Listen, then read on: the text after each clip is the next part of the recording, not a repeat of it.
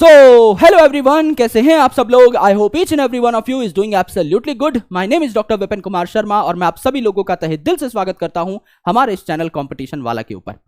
अभी कुछ ऐसे इंफॉर्मेशन है जो मार्केट में घूम रही है, कई ऐसे रूमर्स हैं जो बहुत तेजी से स्प्रेड हो रहे हैं और यहां पर एज एन एडुकेटर मेरा ये पर्पस है और मेरा ये दायित्व है कि मैं आपको सही इंफॉर्मेशन दूं और आपको भटकने से रोकूं। बिकॉज ये सारी इंफॉर्मेशंस गलत तरीके से इस्तेमाल की जा रही हैं स्टूडेंट्स की इनसिक्योरिटीज को हिट करने के लिए, उनको एक फोमो ट्रैप में डालने के लिए, जिससे कि ज्यादा से ज्यादा बच्चे आकर्षित हों towards different kind of courses. आपको बहुत अच्छे तरीके से पता है कि कई चैनल्स मिसयूज करते हैं इंफॉर्मेशन का। मैं यहां पर आपको अवेयर करने आया हूं कि कैसे किसी भी न्यूज को आप वैलिडेट कर सकते हैं कि वो सही है या गलत। क्योंकि हर साल लगभग ऐसी 100 वीडियोस निकालते हैं लोग, एक एक चैनल पे दिन की 3-3 वीडियोस जा रही हैं कि ये भी हो सकता है, वो भी हो सकता है, लेकिन उस चीज के पीछे सच्चाई कितनी है ये आप खुद पता कर सकते हैं। ये सारे आर्टिकल्स एक लाइन से उठाए हुए हैं और ये सारे आर्टिकल एक दिन पुराने हैं। उससे पहले भी आपने ये आर्टिकल्स देखे होंगे, लेकिन मैं आपको बताता हूं कि इन आर्टिकल्स को पढ़ना कैसे है। सिर्फ हेडलाइन देखिए, NEET UG examination to be conducted from pen paper to online mode question mark.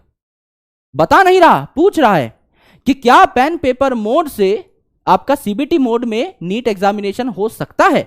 ऐसा नहीं बता रहा कि हो सकता है, पूछ रहा है हो सकता है, हो भी सकता है, नहीं भी हो सकता, खुद में ही कंफ्यूजन है। अगली हेडलाइन पढ़िए, NEET 2025 to be conducted in online mode, पूछ रहा है, बता नहीं रहा। आगे देखिए, NEET exams might be switched from pen paper to online mode says report. किसकी रिपोर्ट, क्या रिपोर्ट, कोई आइडिया नहीं है। किसी ने अभी तक इसके ऊपर कोई पुख्ता जानकारी नहीं दी है। इंटरनल रिपोर्ट्स होती हैं और इन हाउसेस का काम यह है कि इन्हें कहीं से भी कोई इंफॉर्मेशन मिले तो उसको इनको डिपिक्ट करना होता है in the form of an article, which is completely fine. But as an educator हमारा तो यह फर्ज बनता है कि हम आपको सही इंफॉर्मेशन दें।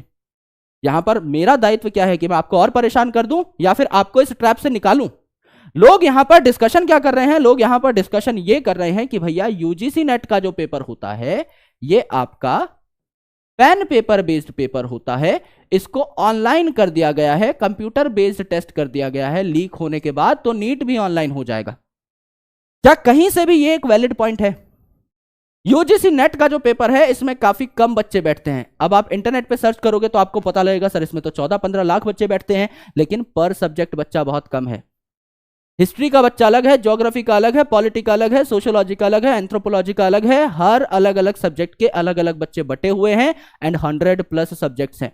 यानी एक शिफ्ट में आप एक पेपर को एक साथ कंडक्ट करा सकते हैं, कोई भी दिक्कत नहीं है। मल्टीपल पेपर्स बनाने की जरूरत नहीं है। अगर आप एनटीए की ही बात करें, वही कंडक्टिंग एजेंसी है आपकी जेईई मेंस की। तो अगर आप जेईई मेंस की बात करें तो इस बार कितनी शिफ्ट हुई थी आपको अच्छे तरीके से पता है। अलग अलग पेपर्स बनाने पड़े भैया, 10+ शिफ्ट हुई थी, है ना। टेक्निकली 12 शिफ्ट हुई थी। अब किसी में आपको यह पता लगा कि सर बच्चे ऐसा कह रहे हैं कि पेपर बहुत इजी था यहां पे, तो आपकी इनके बढ़िया नंबर आएंगे। कई में आपने देखा कि आपकी मॉडरेट पेपर आपको देखने को मिल रहा था। कईयों में बच्चे की परसेंटाइल एकदम गिर गई, कईयों में आपका हार्ड पेपर आया था, लेंदी पेपर आया था, टफ पेपर आया था। तो जहां पर 10+ पेपर बन रहे हैं वहीं पर आप स्ट्रीमलाइन नहीं कर पा रहे हैं पूरे के पूरे प्रोसेस को। यहीं पर इतनी ज्यादा डिस्क्रिपेंसी आ रही है, पेपर का लेवल इतना स्विच कर रहा है कि बच्चा संतुष्ट नहीं है। जिसका इजी वाले पेपर में आ गया नंबर वो खुश है, जिसका हार्ड वाले में आ गया वो दुखी है, क्योंकि परसेंटाइल फ्लक्चुएशन बहुत है। और यहां पर अगर आप मॉडरेशन लगाओगे तो किस आधार पर लगाओगे, कौन सा फॉर्मूला यूज होगा? Again it is going to create a big mess. और यह भी तब है जब आपके मुश्किल से 11-12 लाख बच्चे यहां पर बैठते हैं। अब यही चीज रेप्लिकेट करने की कोशिश करिए नीट यूजी एग्जामिनेशन के अंदर। नीट यूजी में सीधा सीधा बच्चा डबल हो गया, 27 लाख बच्चा बैठेगा, डबल से भी ज्यादा हो गया। 27 लाख बच्चों में शिफ्ट कितनी करनी पड़ेंगी? आपके कंडक्टिंग अथॉरिटी सेम है, नंबर ऑफ कंप्यूटर सेम है, नंबर ऑफ सेंटर सेम है। आपका 10+ शिफ्ट है, यहां पर 20+ शिफ्ट होंगी। 20+ शिफ्ट में आपके अलग अलग पेपर्स आएंगे, फिर it will create a mess, फिर कोई मॉडरेशन लगेगी, फिर पंगा होगा। इसको इतनी आसानी से जब तक हम जेईई मेंस पे विजय प्राप्त नहीं कर लेते, जब तक हम यहां जीत हासिल नहीं कर लेते, जब तक हम इस एग्जामिनेशन को फेयरली कंडक्ट नहीं कराने लग जाते, एकदम step by step procedures follow करके, जब तक इसकी एसओपीज को हम लोग 100% एफिकेसी से अचीव नहीं कर लेते, तब तक हम नीट कराने का सोच भी कैसे सकते हैं। मैं जानता हूं ये एक अच्छा फैसला होगा अगर हम ऑनलाइन पे जाएं, अनडाउटेडली, लेकिन अभी से स्टूडेंट्स को परेशान करना इज नॉट राइट, बिकॉज इसमें बहुत टाइम पड़ा हुआ है, बहुत ज्यादा टाइम लगेगा और इन चीजों को सीखने में कोई बहुत खासा टाइम नहीं लगता। You are very aware of the devices. हर बच्चा आज के दिन में लैपटॉप पे पढ़ रहा है, फोन पे पढ़ रहा है। They are more comfortable as compare to pen paper. वो ज्यादा कंफर्टेबल महसूस करते हैं स्क्रीन पे, राइट? तो कोई टेंशन वाली बात नहीं है। फिर दूसरी चीज आ रही है कि हो सकता है पेपर फेजेस में कंडक्ट हो, है ना?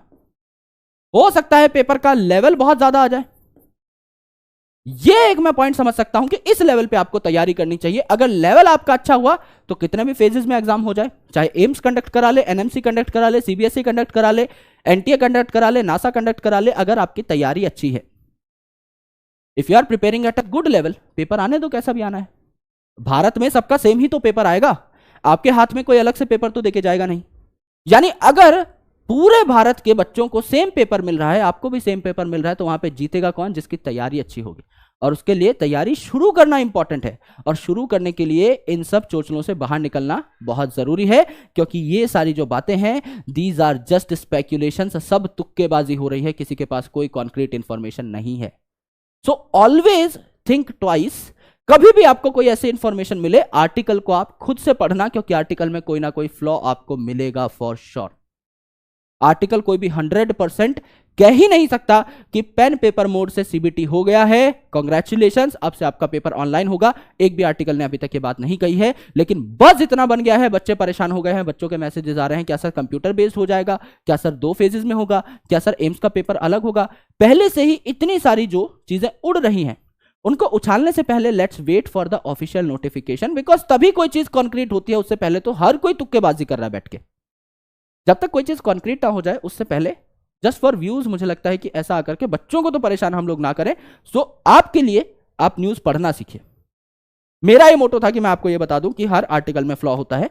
आप खुद समझदार हो, आप इतनी अच्छी चीज की प्रिपरेशन कर रहे हो, एमबीबीएस के अंदर आप एंटर करने वाले हो आफ्टर क्रैकिंग दिस एग्जामिनेशन, तो आप इतने पढ़े लिखे तो हो कि आप इन सारी चीजों को नोटिस कर सको। कहां पे माइट लिखा है, मे लिखा है, क्वेश्चन मार्क लगा हुआ है, या आर्टिकल के अंदर जाके गहराई से समझो कि कोई ऑफिशियल नोटिफिकेशन अभी तक नहीं आई है, और ऑफिशियल नोटिफिकेशन जिस दिन आएगी, आपका भाई यहां पर खड़ा है, सबसे पहले सबसे सटीक इंफॉर्मेशन आप तक पहुंचेगी, तो आपको टेंशन लेने की जरूरत नहीं। अभी इन सब चीजों के बारे में मत सोचिए।